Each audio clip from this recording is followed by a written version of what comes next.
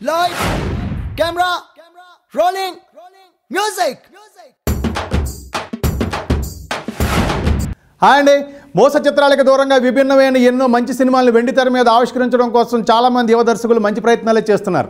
మరి అదే కోవలో ఓ మంచి సినిమాను మనకు అందించడం కోసం ఆర్సీసీ ఎంటర్టైన్మెంట్స్ బ్యానర్ మీద సిరువురు రాజేష్ వర్మ నిర్మాతగా నూతన దర్శకుడు దండు కార్తీక్ వర్మ దర్శకత్వంలో మనందరికీ ఇష్టమైన హీరో నవదీప్, మరో ఇష్టమైన హీరో నవీన్ చంద్ర, మన టీవీ స్టార్ ప్రదీప్, కొత్త పిల్ల పూజా జవేరి కాంబినేషన్లో ఈరోజు మన ముందుకు వచ్చిన ఎంటర్టైన్మెంట్ బమ్ భోలేనాథ్.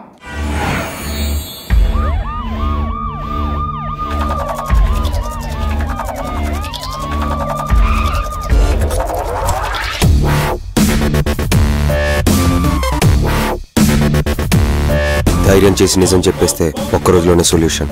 అదే భయపడుతూ తప్పించుకుంటూ తిరిగితే జీవితాంతం టెన్షనే.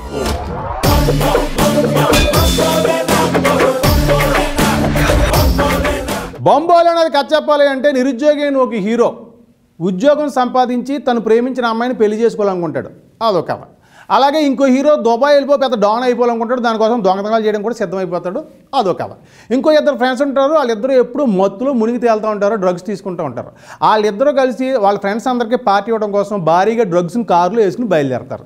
ఇదే టైంలో నిరుద్యోగి అయిన హీరో అలాగే డాన్ అవ్వాలనుకునే హీరో కూడా వాళ్ళ ప్రయాణం వాళ్ళు సాగిస్తూ ఉంటారు. వీళ్ళు ముగ్గురు ప్రయాణాలు గమ్యానికి చేరితే అనుకోకుండా మూడు కథల్లోని పాత్రల్లో ఒకే చోటకి చేరితే ఏం జరిగిందనే పాయింట్ని ఎంటర్టైనింగ్గా చూపించిన కథే బమ్ భోలేనాథ్ కథ. కథగా చెప్పడానికి చిన్న పాయింట్ అయినా నూతన దర్శకుడు కార్తీక్ వర్మ ఓ విభిన్నమైన స్క్రీన్ ప్లేని, స్టైలిష్ ప్రెజెంటేషన్ని అందించడంతో విభిన్నమైన సినిమా చూడాలనుకునే ప్రేక్షకులకు మాత్రం ఈ సినిమా ఖచ్చితంగా నచ్చి తీరుతుందండి.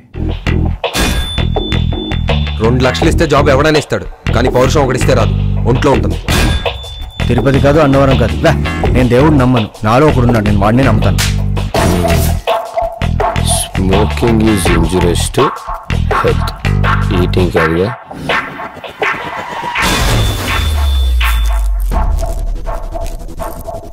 దుబ్బేస్తే దొంగతనం, దొరికితే అదృష్టం. మనం దొంగలం కాదు, అదృష్టవంతులు. ఇక ఈ సినిమాలో నటీనటుల గురించి చెప్పాలంటే ముందు చెప్పుకోవాల్సింది మన కథానాయకుడు నవదీప్. నవదీప్ ఏ పాత్ర చేసినా ఆ పాత్ర మాత్రమే కనబడేటట్టు నటించే ఒక మంచి నటుడు. మరి ఈ సినిమాలో అతను చేసిన పాత్రలు అలా ఒదిగిపోయాడని చెప్పాలి. అలాగే ఇంకో హీరో నవీన్ చంద్ర, ఇతను ఈ సినిమాలో చాలా స్టైలిష్గా కనిపించాడు, పెర్ఫార్మెన్స్లో కొత్తదనాన్ని చూపించాడు. అలాగే హీరోయిన్ కొత్త పిల్ల పూజా జవేరి. ఈ పిల్ల పెర్ఫార్మెన్స్ గురించి ప్రత్యేకంగా చెప్పడానికి అయితే ఏం లేదండి. అలాగే మన టీవీ స్టార్ ప్రదీప్ తన బాడీ లాంగ్వేజ్ తగ్గ క్యారెక్టర్ దొరికింది, ఆ క్యారెక్టర్లో తన శభాష్ అనిపించుకున్నాడు. అలాగే మన సపోర్టింగ్ క్యారెక్టర్లు చేసిన నవీను అలాగే ప్రవీణ్ ఇద్దరు కూడా వాళ్ళ పాత్రలకు పరిపూర్ణంగా న్యాయం చేశారు. కొత్త నటుడైనటువంటి రఘు చాలా న్యాచురల్గా పెర్ఫామ్ చేశాడు. ఇక మన పోసాని కృష్ణమురళి గారు అలాగే కట్గం పృథ్వీ గారు పాత్రల గురించి అంటే ప్రత్యేకంగా చెప్పడానికి ఏం లేకపోయినా వాళ్ళ పాత్రల వరకు వాళ్ళు న్యాయం చేశారని చెప్పాలి. అయితే విలన్గా చేసినటువంటి పంకజ్ కేసరి పెర్ఫార్మెన్స్లో పెద్దగా ప్రత్యేకత లేదని చెప్పాలి.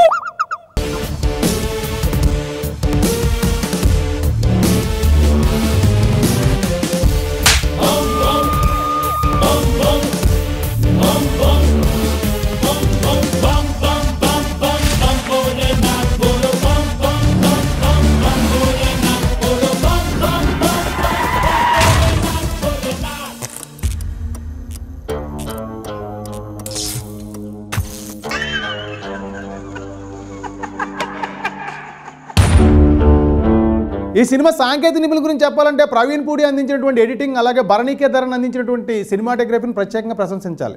సాయి కార్తీక్ అందించిన సంగీతం పర్వాలేదు అనిపించిన బ్యాక్గ్రౌండ్ స్కోర్ మాత్రం ఈ సినిమాకు ప్రాణంగా నిలిచిందని చెప్పొచ్చు. మరి నిర్మాత రాజేష్ వర్మ మరోసారి అభిరుచిగల నిర్మాత అనిపించుకున్నారు. అలాగే చరణ్తో కలిసి దర్శకుడు అందించినటువంటి మాటలు కొన్ని సన్నివేశాల్లో బాగా ఆకట్టుకున్నాయి. ఇక ఫైనల్గా క్యాప్టెన్ కథా స్క్రీన్ ప్లే మాటలో దర్శకత్వం దండు కార్తీక్ వర్మ. ఈ నూతన దర్శకుడు రొటీన్ కథతో సేఫ్ గేమ్ ఆడకుండా అంటే కమర్షియల్ పందాలో ఏదైనా ఫార్ములా సబ్జెక్ట్తో వెళ్లకుండా విభిన్నమైన కథా కథనాలతో తన తొలి సినిమా చేయాలని ఒక మంచి ప్రయత్నం చేసినందుకు అతన్ని అభినందించాలి. అయితే ఈ ప్రయత్నంలో కథా కథనాల్లో కొత్తదనాన్ని చూపిస్తూ కొన్ని వర్గాల ప్రేక్షకుల్ని మనోడు బాగా ఆకట్టుకున్నాడని చెప్పాలి. మరి భవిష్యత్తులో అన్ని వర్గాల ప్రేక్షకులు ఆకట్టుకునే మంచి మంచి కథా కథనాలతో మన ముందుకు మంచి సినిమాలతో రావాలని కోరుకుందాం. ఈ దర్శకుడిని, ఈ నిర్మాతని, ఈ సినిమాకి సహకరించిన నటీనటుల్ని, సాంకేతిక నిపుణుల్ని అందరినీ పేరున అభినందిస్తూ నేను సెలవు తీసుకుంటున్నానండి. మరి నగరంలో విడుదలైన మిగతా సినిమాలు చెప్పాలంటే వెళ్ళి నెక్స్ట్ వీక్ కనిపిస్తాను. అప్పుడు దాకా మీరు బమ్ భోలేనాథ్ చూసి ఎంజాయ్ చేస్తూ ఉండండి.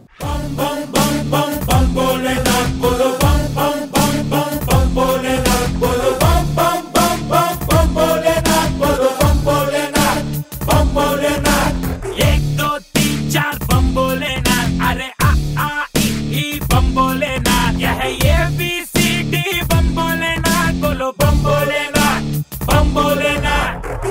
పర్సు అంటే బంబోలేనా బొమ్మ పడునోయ్ బంబోలేనా నీ పర్సు